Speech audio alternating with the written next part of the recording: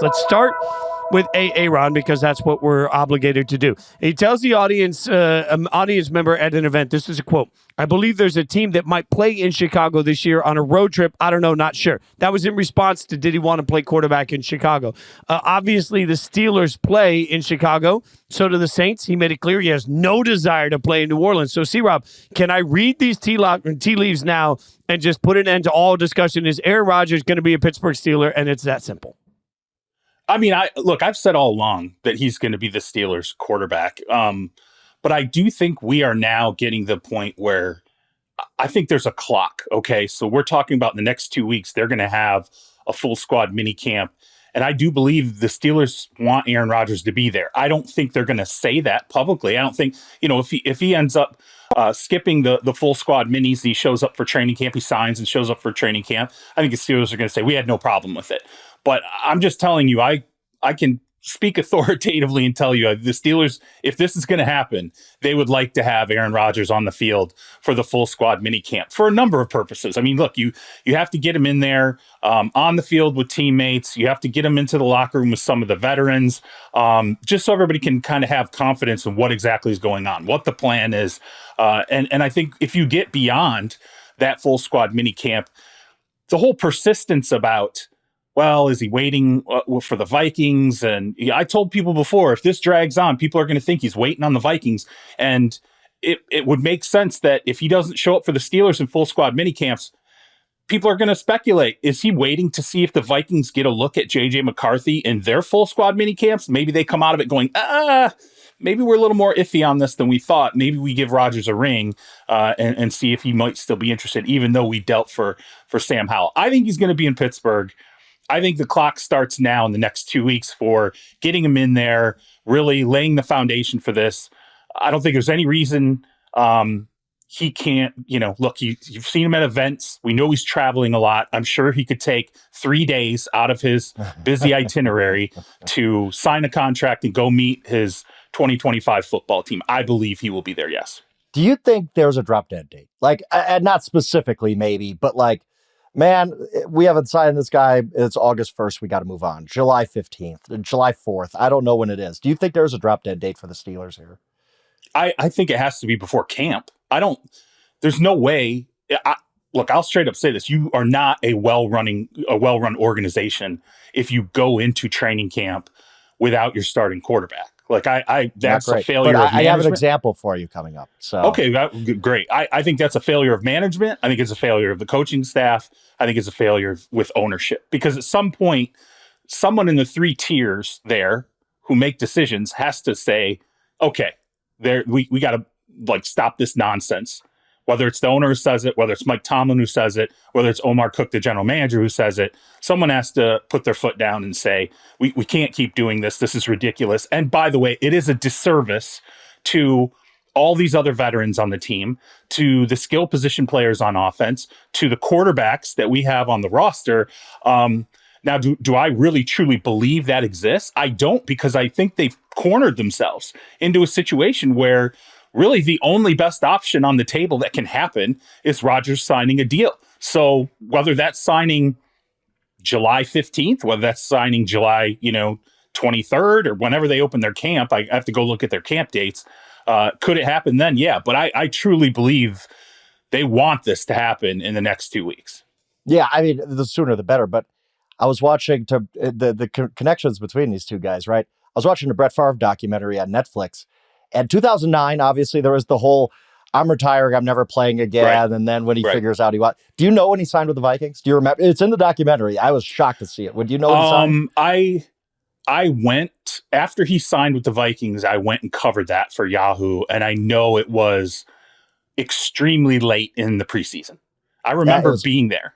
August 18th. And Brett Favre has one of the great seasons of his career. If they don't have 12 men in the huddle, they're probably going to Super Bowl. So, yes, every coach wants their guys in right now, but some guys are different, right? Maybe if Aaron Rodgers does show up on August 1st, they still have a fine season. I'm with you. I've been saying the whole time, like, the longer this drags on, it's just like you gotta plan B going. Like you can't just sit and wait forever.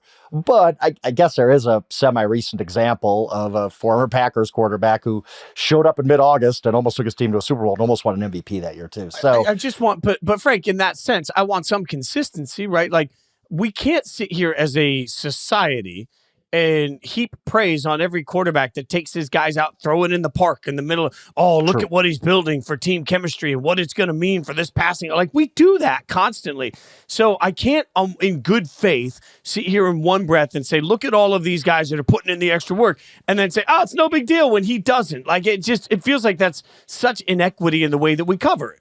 Absolutely. 100% I agree with you. And again, I think the Steelers are better off if he shows up tomorrow. And the Brett Favre example is just an extreme outlier probably because you need some time. And the longer Rodgers waits, the more we're going to criticize. We're going to be sitting here if the Steelers are 1-3 at the end of September. And we're going to be saying, see, if Aaron Rodgers had just shown up in June, this wouldn't have happened. Well, and I think that's fair. But, we'll see. I think the Steelers are stuck. I really do. I think they just have to wait this out until whenever Aaron Rodgers decides to come on board. And here's the thing, too. You're still sorting out what the George Pickens now is off the roster.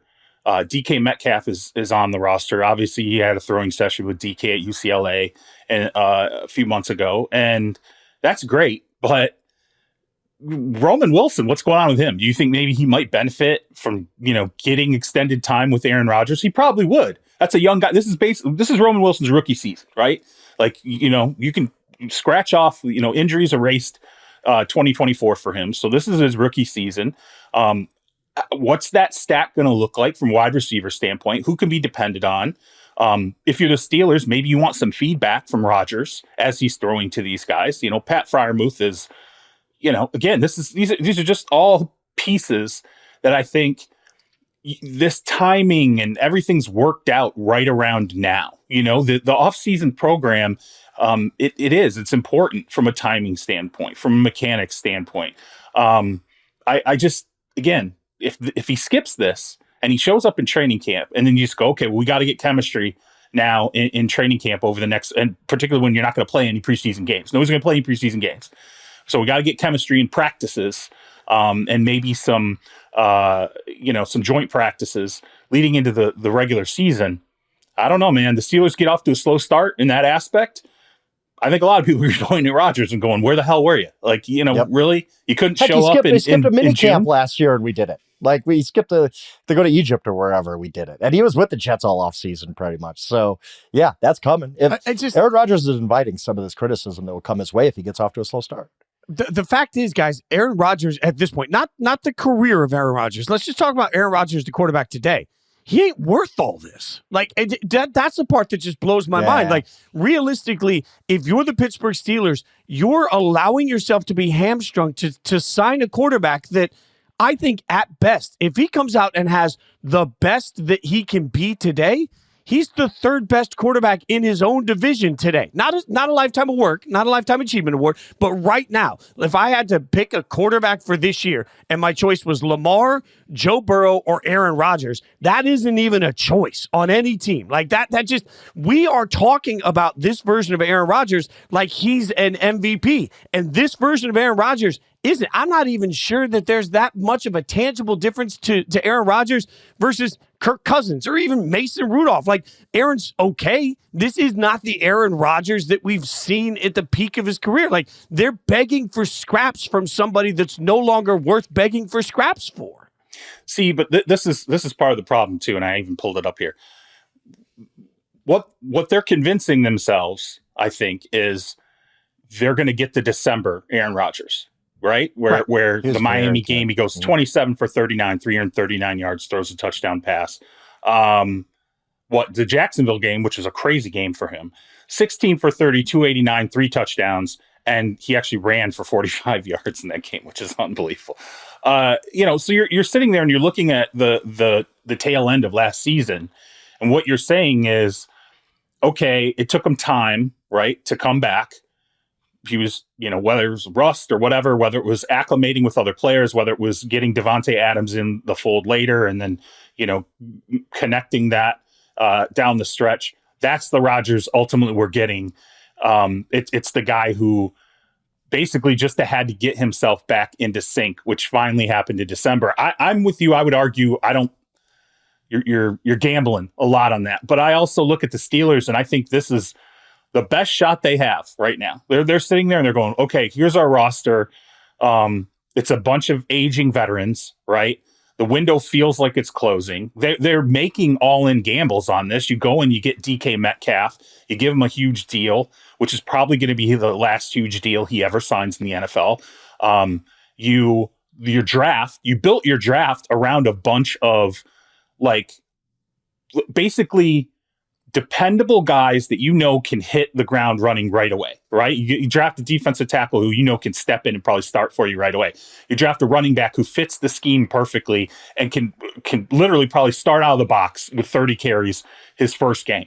Like it's just, Jack Sawyer, the D end out of Ohio State, who, has played a ton of football and can immediately step in and be a platoon player at defensive end for you. Everything they're doing is signaling this is it for us. 2025 is it. And if it doesn't work, we're probably tearing apart parts of this team, not just at quarterback, but in other places as well. And there's probably a rebuild after 2025 if it doesn't work. I truly feel the Steelers, they're taking their whole shot right now in 2025. And he's the best opportunity they have at a quarterback for a 1-year slot. Didn't we just watch the Jets do the same thing? Yeah, though? absolutely. We just watched the Jets go all in, and it didn't work. So now you get the older, making the same mistakes. It's like, what are we doing? What are we doing? Yeah. And the Jets I would argue, by the way, the overall talent level of the Jets was better, both defensively and offensively. Jets, I would say Jets top of the roster. Yeah. They had a very good roster. Yeah.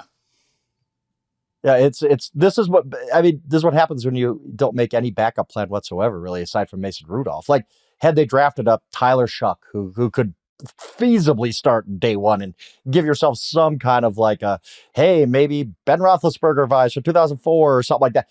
They didn't. They just sat and said, well, we're just going to have Mason Rudolph on the roster and hope that Aaron Rodgers decides to still come aboard. They didn't really back themselves up here. So when your option is Mason Rudolph, yeah, you do wait around for Aaron Rodgers, who can we say was pretty good last year. Don't we believe deep down? There's already an agreement.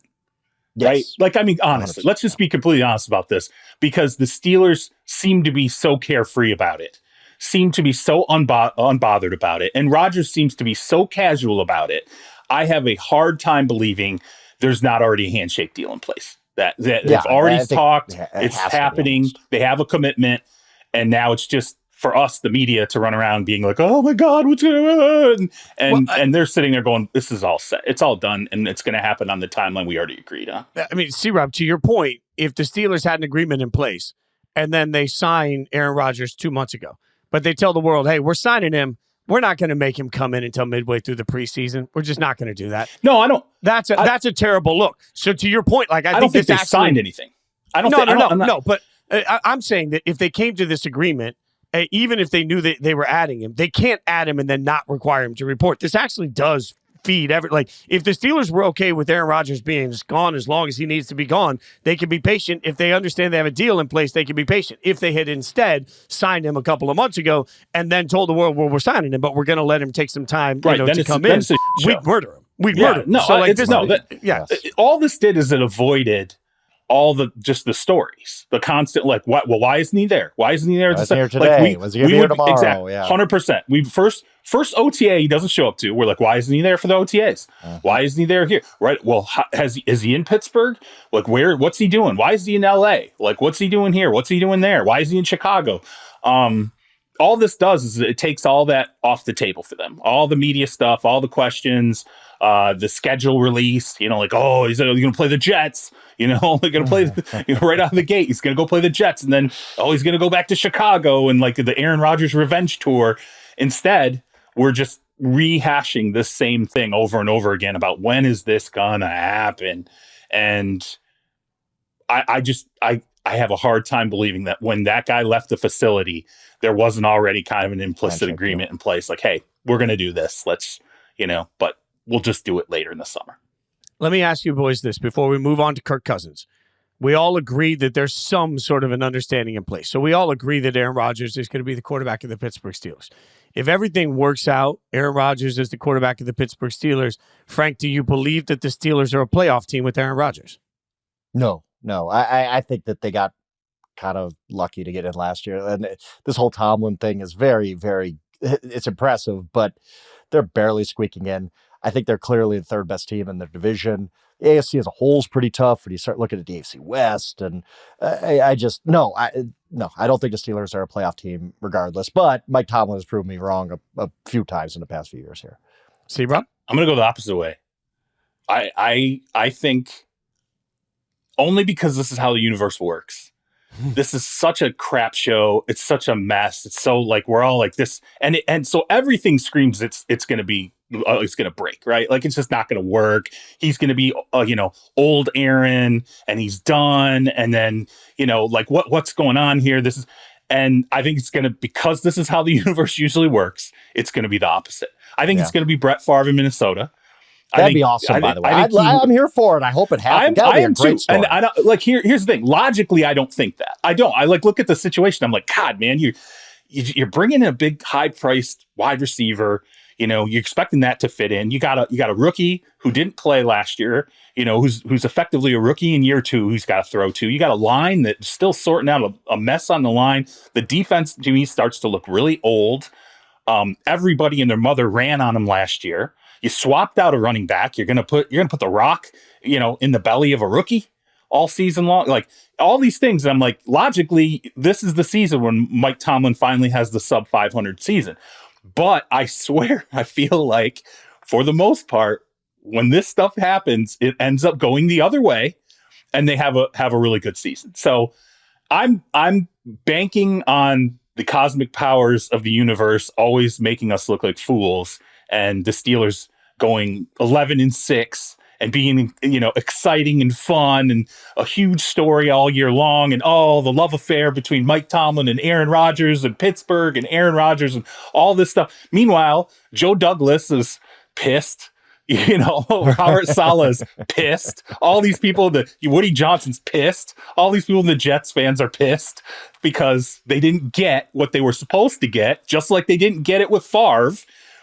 They didn't get it with Rodgers, and then they had to watch Favre go and light it up at the end of his career in Minnesota. Now they're going to watch Aaron Rodgers light it up in Pittsburgh at the end of his career. I need it as an agent of chaos to play out one or two ways. Either this is a Super Bowl caliber team that we're talking about every week, and we're like, oh my God, the resurgence of Aaron Rodgers, or this is a 4-win football team that the wheels fall off completely, and it's where is Tomlin coaching next year? Like, I need one of two. I just don't need somewhere in the middle, because either way, it's good content make it for us. Yeah. No. A 7-10 year for the Steelers, just that would make me barf. No.